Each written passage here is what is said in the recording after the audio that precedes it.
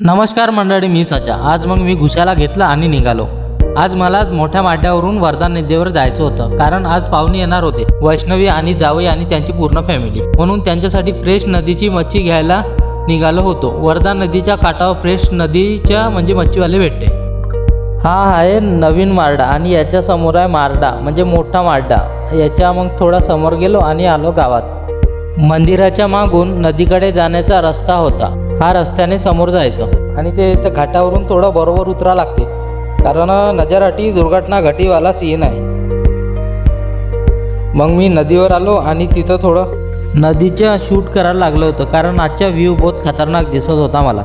नदीवर आलो आणि थोडं व्हिडिओ वगैरे घ्यायला लागलो होतो, कारण मच्छीवाल्यांना टाईम होता, म्हणून मी थोडा आपला इकडून तिकडे थोडा व्हिडिओ टाईमपास वगैरे करत होतो, कारण मच्छीवाले त्या घाटावर होते दुसऱ्यावाल्या आणि त्यांनी इकडे यायचे होते। मग डोंगा टाकून त्यांनी डोंग्यावर वगैरे आले आणि मच्छी एका फाडीवर टाकून तिथे कापायला लागले, कारण तिथं कस्टमर वगैरे येऊन होते दुसरे पण। मी त्यांना आधीच मच्छी सांगून ठेवली होती, सवडा मच्छी पाहिजे होती मला, कारण ही मच्छी लेडीजसाठी आणि छोट्या मुलांसाठी छान असते। काटेही जास्त नसतात, कमी असतात। वर्धा नदीची फ्रेश मच्छी तुम्हालाही पाहिजे असेल तर या मोठ्या मार्ड्या मार्गावरून डायरेक्ट घाटावर थेट नदीकाठा तिथे मिळते एकदम फ्रेश नदीची मच्छी।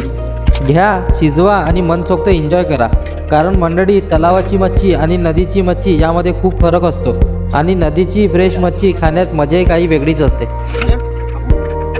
मग तिथून मी मच्छी वगैरे घेतली आणि घरी आलो। नदीची फ्रेश मच्छी खाण्यात वेगळीच मजा असते। आणि हो मंडळी, आपला अश्विक भाषा घरी येऊन होता, मस्त्या वगैरे मस्त करत होता। व्हिडिओ आवडला तर नक्की पाहत राहा, कारण याचा पार्ट 2 लवकर येणार आहे। ठीक आहे मंडळी, धन्यवाद।